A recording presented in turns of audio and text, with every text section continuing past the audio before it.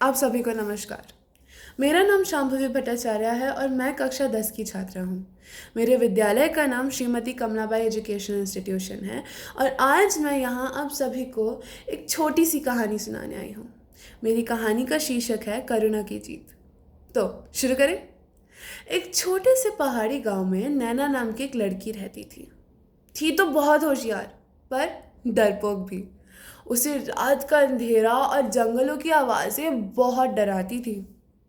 उसके गांव वाले बोलते थे कि उस जंगल में एक पुराना भेड़िया घूमता है जो बहुत खतरनाक है।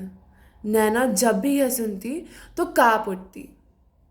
एक दिन शाम को स्कूल से लौटते वक्त अचानक आसमान में काले बादल छा गए।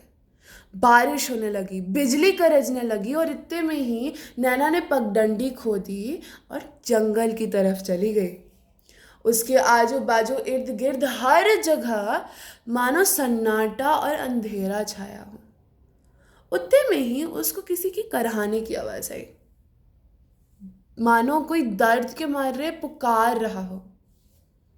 नैना ने सोचा कि उस आवाज की तरफ जाया जाए, देखा जाए। आवाज बार बार आती गई और नैना धीरे धीरे उस आवाज की तरफ जाती ही गई कि जब जैसे ही उसने झाड़ हटाया तो उसने देखा कि झाड़ियों के पीछे एक भेड़िया है, घायल। बेचारे के पैर में एक बड़ा सा कांटा घुसा हुआ था और वो ही भेड़िया दर्द के मारे कराह रहा था।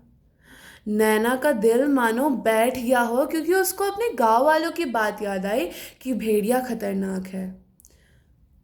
पर उसने देखा कि भेड़िए की आंखों में डर नहीं, दर्द है। और उसी समय नैना के दिल में जो डर था वो करुणा में बदला। उसने बोला कि तुम डरो मत, मैं तुम्हारी मदद करूंगी। तो उसने अपना रुमाल लिया, कांटा निकाला, कपड़ा फाड़ के पट्टी बांधी। भेड़िया उसे बस चुपचाप देखता रहा और जैसे ही उस बारिश थमी तब भेड़िया आराम से उठ के चला गया। नैना भी घर चली गई।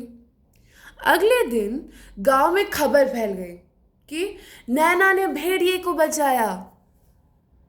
सब आश्चर्यचकित रह गए। किसी ने तो बोला कि ये पागलपन है। नैना बस मुस्कुराई। अगले हफ्ते गांव में अचानक से आग लग गई। सब इधर उधर भागते रहे पर नैना का भाई किशन उसकी घर में रह गया। आग में जाने की किसी की हिम्मत नहीं हो रही थी।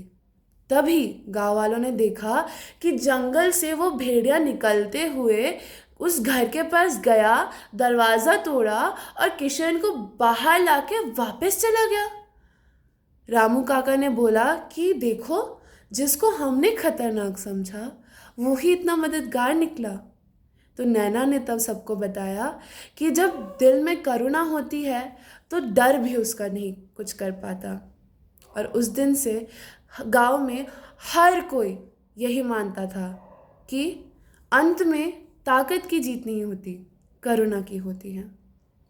और इसी के साथ मेरी कहानी का शेष होता है। धन्यवाद।